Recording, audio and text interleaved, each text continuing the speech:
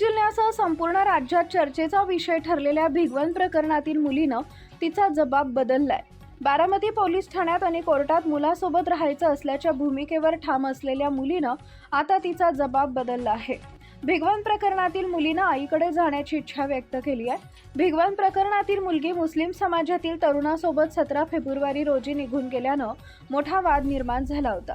भिगवणमधून निघून गेल्यानंतर बारामती पोलीस स्टेशनला 20 फेब्रुवारीला तरुणासह हजर झाली होती। पुण्याच्या भिगवण प्रकरणात मोठी अपडेट समोर येते।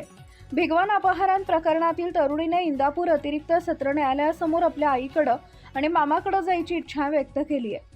20 फेब्रुवारी रोजी बारामती सत्र न्यायालयासमोर या तरुणीनं आपण आईसोबत जाणार नसून जहीर शेख सोबतच जाणार असल्याचं म्हटलं होतं। त्यानंतर आज इंदापूर अतिरिक्त सत्र न्यायालयात व्हीसीद्वारे या प्रकरणातील सुनावणी पार पडली।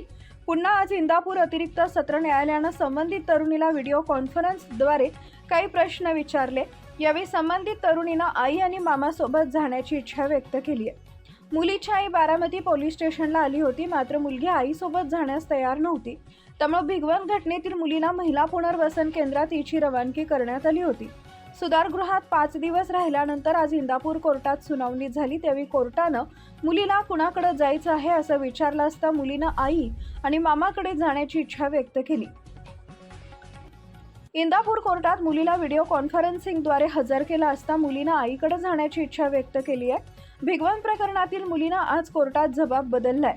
संबंधित मुलगी या अगोदर तरुणासोबत राहण्यावर ठाम होती, मात्र बारामती पोलीस ठाण्यात हजर झाल्यानंतर तिला कोर्टात हजर करण्यात आलं होतं। यावेळी तिनं तरुणासोबत राहण्याची इच्छा व्यक्त केली होती। यानंतर संबंधित तरुणीला सुधारगृहात पाठवण्याचा निर्णय घेण्यात आला होता।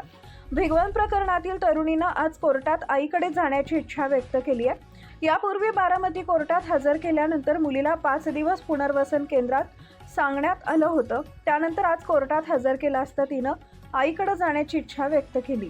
भिगवण येथील वैष्णवी आठवणी प्रकरणी दाखल झालेल्या गुन्हा रजिस्टर नंबर 36/2026 मध्ये आज रोजी आम्ही मूळ फिर्यादी म्हणजे तिची आई अनिता आठवळे यांच्यामार्फत हजर झालो, वकीलपत्र दाखल केलं।